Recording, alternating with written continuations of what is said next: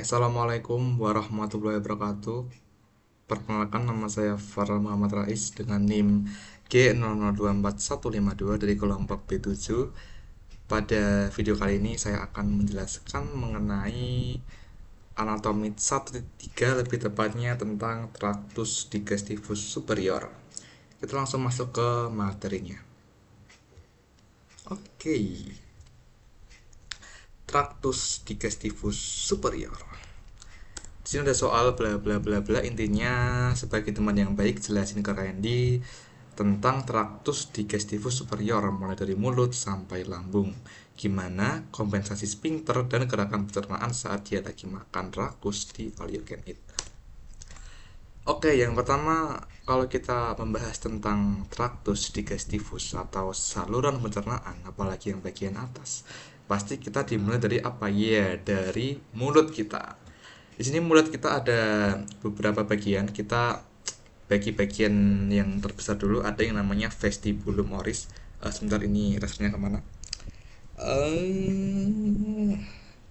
Oke. Ada namanya vestibulum oris. Dia tuh pokoknya sebelum rongga mulut kita, di atas dan di bawah itu ada gusi, gigi, dan juga ini bibir ya. Itu namanya vestibulum oris. Nah, yang rongga ini, yang ada ruangan ini, namanya adalah cavitas oris propria. Ingat, cavitas ruangan, cavitas oris propria.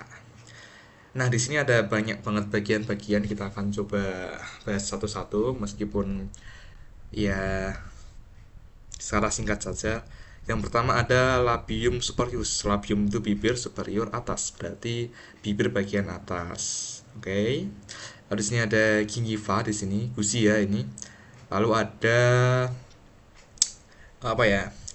Ini dulu deh, gigi deh. Di sini ada dentes atau gigi. Di sini ada dentes molares atau gigi geraham di sini.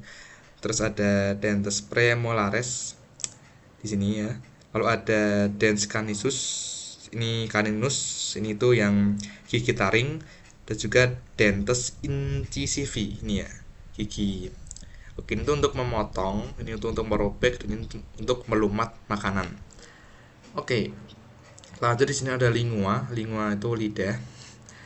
Lalu ada, nah ini ada palatum, durum, dan juga palatum mole. Apa sih palatum, durum? Nanti kita akan bahas lebih lanjut.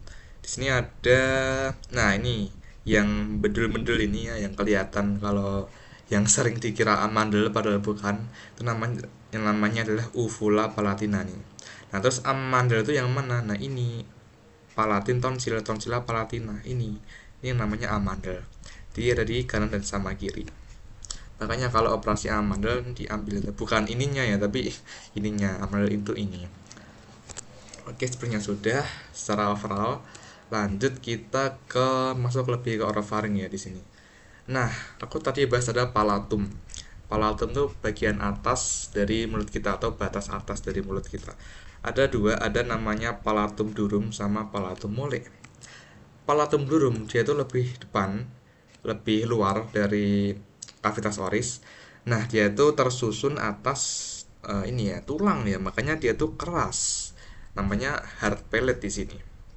Nah, ini ya, hard pellet atau palatum durum. Dia tuh keras di depan. Lalu ada palatum mole atau soft palate. Soft palate dia ada di lebih di posterior ya. Sesuai namanya, dia tuh tidak keras. Ingat, palatum durum, palatum mole. Kalau dari depan ini ya, ini palatum durum. Kalau kita tahu, kita juga bisa ngeraba kok. Itu keras gitu di dalamnya.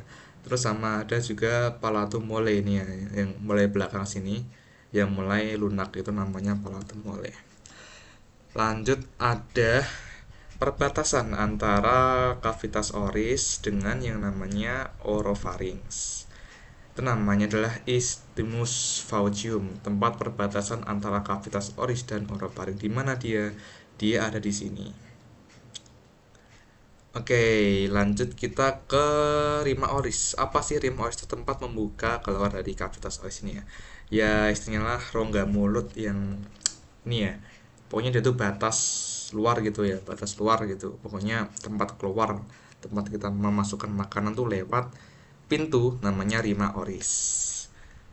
Oke, mungkin segitu aja untuk Cavitasaurus, kita lanjut ke esophagus. Nah, esophagus secara overview dulu, dia dibagi jadi tiga. Ada namanya pars cervicalis, dia ada di uh, vertebrae cervical 6 sampai vertebrae thoracical 1, di mana dia di sini. Oke, lanjut ke thoracalis, sesuai namanya berarti dia ada di pars vertebra thorax. Di vertebra thorax 1 sampai 10. Di sini ya. Dia yang paling panjang, cuy. Oke. Lanjut kita ke pars abdominalis. Nah, dia di paling bawah, dia ada di vertebra thoracical 10 sampai vertebra thorax 11. Dia pendek banget ya. Dia deket sama lambung. Lanjut kita ke angustia atau penyempitan. Jadi di esophagus dia tuh tidak mulus ya. Waduh, dia tuh ada beberapa penyempitan-penyempitan. Yang pertama adalah angustia superior atau penyempitan yang paling atas ya. Dia ada di, lebih tepatnya di vertebrae cervical 6. Dia kenapa? Karena dia ada otot ini, musculocricoparingeus, dan juga ada cartilago cricoidea. Lebih tepatnya di sini ya. Cuman ini gambarnya kayak nggak terlalu detail gitu. Ya pokoknya di sinilah. Lanjut yang paling mudah divakasi itu ada angustia media. Dia ada di vertebrae thorax 4 atau 5. Nah, dia karena apa? Karena ada ini, ada aorta ini, aorta besar ini. Dan juga ada apa? Ada bronchus di sini ya. Makanya dia kayak menyempit gitu, kejepit di apa? Si esofagusnya terjepit gitu ya sama si aorta sama bronchus ini. Makanya ada namanya penyempitan. Nah, yang paling bawah atau yang terakhir itu ada namanya angustia inferior ini ya. Ini dia kenapa? Dia karena ada diafragma. Jadi dia tuh kayak menembus diafragma gitu loh. Jadi kayak diafragmanya itu menekan si esophagus ini, makanya dia terjadi penyempitan. Oke, jadi ada tiga ya, ada superior, tadi ada karena musculocricoparingeus dan cartilago cricoidea. Lalu ada media, dia karena arcus aorta ini dan juga bronchus. Lalu ada di bawah ini dia di diafragma. Oke, kita lanjut ke gaster atau lambung. Di sini ada beberapa bagian dari lambung yang perlu kita ketahui. Kita mulai dari atas ya. Ini ada esophagus, tadi ada apa namanya pars abdominalis ya. Oke. Nah, di sini tuh ujung dari esophagus ya atau hiatus esophagus. Nah, di sini tuh ada namanya otot sphincter. Itu buat apa, nanti kita akan bahas lebih lanjut lagi tentang otot sphincter di sini. Lanjut kita ada di kardia, itu di ujung sini, bagian awal lambung namanya kardia. Lalu ada fundus, itu tonjolan yang ke atas ini, fundus ini ya. Dia tuh buat apa? Kayaknya kalau merah kayak nggak kelihatan ya. Aku ganti biru kayak gimana? Bisa kah? Aduh, kok hilang? Sebentar. Set pointer, wah nggak bisa ya biru ya. Oh, tidak bisa, laser pointernya merah. Lo kok hilang? Oke, kita fundus. Fundus tuh untuk apa? Dia tuh untuk menampung gas-gas yang ada di lambung. Nah, dia kan naik ke atas sini, ke apa ya namanya, kayak kubah, kayak tonjolan. Bukan tonjolan juga sih, kayak apa ya? Intinya bendolan ke atas, namanya fundus. Terus ada namanya corpus atau body, badan dari lambung ya, ini semua. Ini ya dari sini set. Nah, ini namanya body atau corpus dari lambung. Lalu ke bawah ada yang namanya pyloric di sini. Dia tuh berbatasan dengan yang namanya duodenum. Nah, pyloric atau pylorus dia tuh ada dua, yang namanya adalah pyloric kanal atau saluran gitu yang menuju ke duodenal. Terus ada yang namanya pyloric antrum. Ya di sini ya dia masih kayak apa ya, kayak penampungan gitu ya. Ini udah masuk ke saluran. Oke, lalu apalagi di sini kita bahas ke curvatura atau namanya lengkungan. Di sini ada curvatura minus atau lesser curvature dan juga curvatura mayor atau greater curvature. Itu gunanya apa? Sebenarnya tadi udah dibahas di bagian dinding abdomen. Kalau di curvatura mayor itu dia tempat melekatnya si omentum mayor ya. Dia kayak ada omentumnya ke bawah gitu nempel. Nah, terus yang curvatura minor dia itu tempat menempelnya si omentum minus omentum mayor. Oke, terus saya akan membahas tentang otot sphincter dulu deh. Nah, otot sphincter ini tuh terlebih lagi yang bagian atas ya, yang sini. Itu namanya adalah lower esophageal sphincter atau namanya ini ya, sphincter gastroesophageal. Nah, dia itu apa? Dia itu otot yang kayak katup gitu. Dia itu tugasnya apa? Tugasnya kayak menutup dan membuka pada saluran atas pada lambung. Nah, dia itu untuk apa? Dia itu mencegah terjadinya reflux atau makanan di lambung itu naik ke esofagus lagi gitu. Ya, begitu. Ya, ini ya. Lower esophageal sphincter atau gastroesophageal. Nah, kalau ada GERD atau asam lambung itu berarti yang bermasalah itu adalah ini, si otot sphincter gastroesophageal.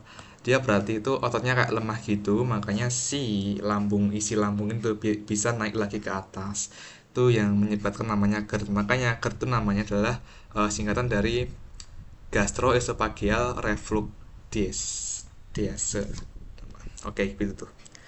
Nah, di bawah ini sebenarnya juga ada sphincter juga, ya, sphincter pyloric atau pyloroduodenal sphincter ya kalau tidak salah.